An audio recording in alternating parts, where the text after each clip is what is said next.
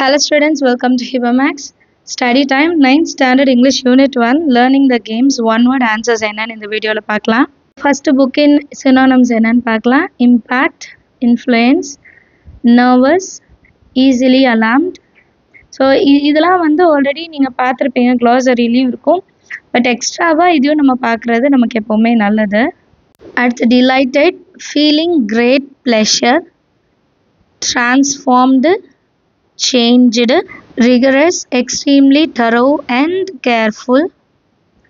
At the exhausted, very tired, necessary, essential, agreed, accepted, channeled, directed, excess, surplus, immense.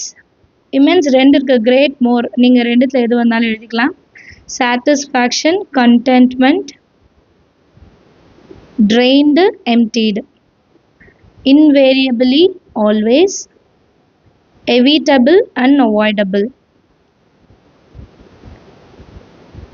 evolved, developed, embarrassing, feeling ashamed or insult, warping, covering something. நீங்க covering மட்டும் வந்தாலுமே answer தான்.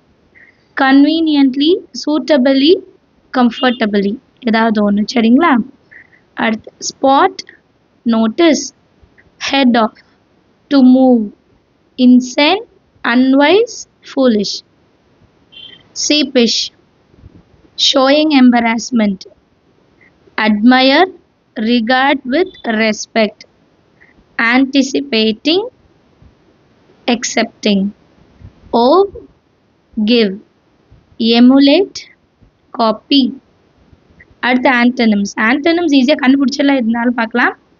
First question, nervous, com இல்லையா?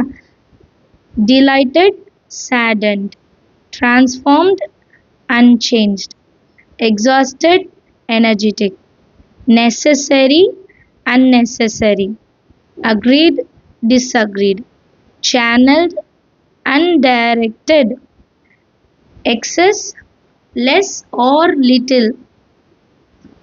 அடுத்து immense, little or few,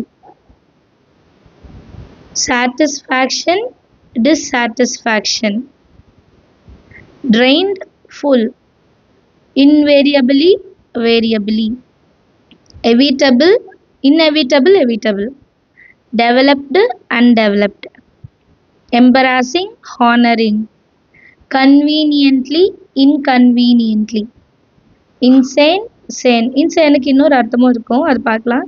sheepish, outgoing, admire, criticize. அடுத்தது book பேக்கில் இருக்க grammar part எல்லாம் பார்க்கலாம். மேட்ச் பாருங்க. synonyms. ease வந்து effortless, evolve வந்து progress, excessனால் நிறைய இருக்கிறது இல்லையா, so surplus, survive, endure, endure, அதுக்கப்புறம் immense வந்து great. கிளியரா? அடுத்த ஆன்டனிம்ஸ் பார்க்கலாம். கான்சென்ட்ரேட், டிஸ்ட்ராக்ட் இல்லையா? கான்சென்ட்ரேட்டுக்கு வந்து டிஸ்ட்ராக்ட். எவிட்டபிள், எவிட்டபிளுக்கு அங்கே இன்எவிட்டபிள், நம்ம வந்து அங்கே எவிட்டபிள்னு பார்த்துருப்போம், இங்கே வந்து ப்ரிவென்டபிள். ரெண்டுத்தில் எது வந்தாலும் நம்ம எழுதிடணும்.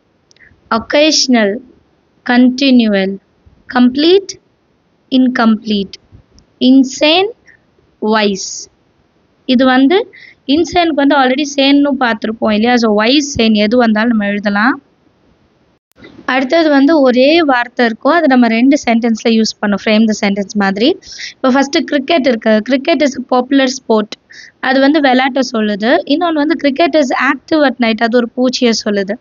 அடுத்து bank, people deposit money in the bank, children play on the banks of the river, so ரிவரோட ஓரத்தில் விளையாடுவாங்க. அடுத்து will, I will go to temple today, my grandpa wrote the will, இது வந்து நான் செய்வேன். வில்ன்றது உயில் எழுதுறது. பார்க், பார்க்குக்கு ரெண்டு இருக்கு. Bark of certain trees are used as medicine. அடுத்து dog will bark at cats, so மெடிசனாக யூஸ் பண்ணாங்க. ஒரு சில மரத்தோட வெளிப்புறம் இருக்கிற அந்த தோடு மாதிரி இருக்கும். டாக் வந்து கேட்ஸ் பார்த்தோன்னே பார்க் பண்ணுன்றது. அடுத்து watch, my uncle presented me a watch, dog watch the house.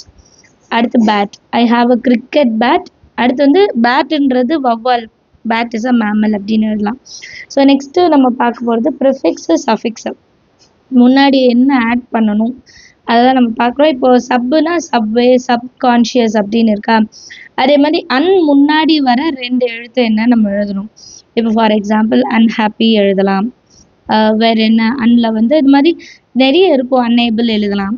சரிங்களா? ஸோ இதில் நான் என்ன எழுதியிருக்கேன், அன்டூ எழுதியிருக்கேன். நெக்ஸ்ட் வேர்ட் வந்து அன்ஹாப்பி எழுதலாம், அன்னேபிள் கூட எழுதலாம். உங்களுக்கு வந்து நிறைய எக்ஸாம்பிள்ஸ் வரும்.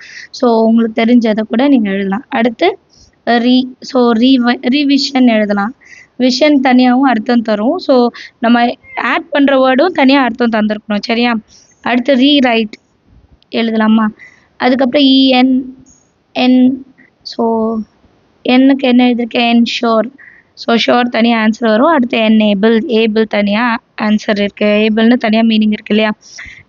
வந்து டிஸ்லைக் ஒன்று, டிஸ்ஹானஸ்ட் 2 வேர்டு. அடுத்து இர்ரெஸ்பெக்ட் எழுதலாம்.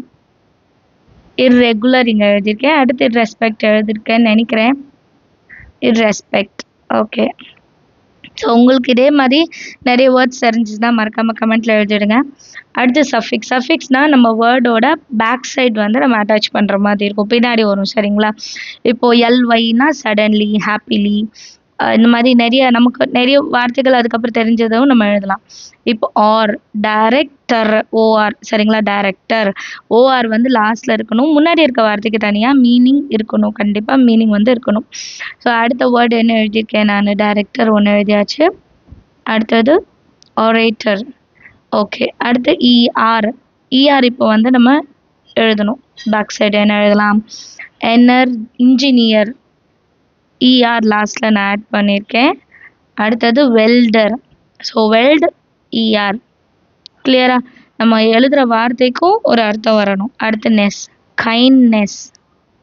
அடுத்தது பொலைட்னஸ். அடுத்தது ஐஏஎன். ஸோ மியூசிஷியன் எழுதலாம், மெஜிஷியன் எழுதலாம். அடுத்து ஐஎஸ்டி, இஸ்ட். அப்போது எழுதலாமா, வயலினிஸ்ட். அடுத்தது ஃபெமினிஸ்ட். உங்களுக்கு தெரிஞ்ச நிறைய எக்ஸாம்பிள்ஸ் இருந்தால் நீங்கள் அதையும் ட்ரை பண்ணலாம். அடுத்து ஹோமோஃபோன்ஸ்னால் என்ன, சிமிலர் சவுண்ட் இருக்கும் ஆனால் டிஃப்ரெண்ட் மீனிங் இருக்கும். இப்போ ஐஎன்னாலும் ஐஎன்என் அப்படின்னாலும் சேம் சவுண்ட் வரும். ஸோ அந்த மாதிரி ஒரே சவுண்ட் இருக்கிற வேர்ட்ஸ் இப்போ நம்ம எழுத போகிறோம். இது ஒரு எக்ஸாம்பிள் தான். இந்த மாதிரி நிறைய கொஷின்ஸ் வரும். ஐஎன்னா ஐஎன்என், நோ, என்ஓவும் நோ தான். பாருங்கள், same sound but different meaning. B வந்து பிஇஇ, இது வந்து honey B. TO2 TWO2 or TWO2 அதுவும் வரும். வாட்டு, WHAT அதுவும் வாட் தான். ரைட்டு, இன்னொன்று ரைட் நம்ம எழுதுறது. அடுத்து வேர், இன்னொன்று WHERE வேர். அடுத்து பேர், BEAR. ரெண்டுத்துக்கும் வேறு வேறு மீனிங் இருக்கும். Heard, thrown. ரெண்டும் வேறு வேறு மீனிங் பட் சேம் சவுண்ட். பாருங்கள். அடுத்து அப்ரோப்ரியேட் ப்ரிப்போசிஷன். ப்ராக்கெட்டில் கொடுத்துருக்க ஆன்சர் என்ன அப்படின்னு நம்ம சாய்ஸ் எடுத்து எழுதணும். சரியா? கொஷின் படிங்க. கொஷின் படிக்கும் போதே உங்களுக்கு அண்டர்ஸ்டாண்ட் ஆகிடுவாங்க, என்ன வந்து ஃபில் பண்ணால் நமக்கு கரெக்டான மீனிங் கிடைக்கும் அப்படின்னு உங்களுக்கு தெரியும். ஸோ அதை நம்ம ஃபாலோ பண்ணாலே போதும். First question, we have been living in Chennai for 8 years. Abdul has taken his father after his father. Vimal generally goes to his workspace by bus. The cricket ball was hidden between the leaves. Among the leaves வராது, between. சரிங்களா? இப்போ அடுத்தது வந்து money divided his toys between his brothers and sisters. So ரொம்ப ஈஸியாக தான் இருக்கும், நீங்கள் எழுதி பார்த்தாலே உங்களுக்கு வந்து அதெல்லாம் தெரிஞ்சிடும். அடுத்தது identify the preposition in the given sentence and underline them. So prepositions வந்து புக்லேயே கொடுத்துருப்பாங்க, அது முதல்ல என்னன்னு பார்க்கலாம். ப்ரிப்போசிஷன் இந்த மாதிரி நம்ம புக்கில் கொடுத்துருப்பாங்க பாருங்கள். Above, under, beside, outside, inside, on top of, in front of, behind, between, around, up, down, through. So அந்த டயக்ராம்லாம் பார்த்தீங்கனாலே உங்களுக்கு அண்டர்ஸ்டாண்ட் ஆகும் அதோட மீனிங் என்ன, எந்த இடத்துல எதை நம்ம வந்து சப்ஸ்டியூட் பண்ணணும், எந்த வேர்டு எழுதணும் அப்படின்னு உங்களுக்கு தெரியும். இப்போ ஃபர்ஸ்ட் கொஸ்டினில் ஃப்ரம் இருக்குது, ஸோ அதை அண்டர்லைன் பண்ணிடலாம். அடுத்து when I move back to the city, so back தான் preposition, things had changed considerably. The burglar found the keys under the pot in the balcony, so under. அடுத்து Prabhu was hiding behind the door, டோருக்கு பின்னாடி. When his sister came looking for him, my dog sat on the hat and squashed it, so on.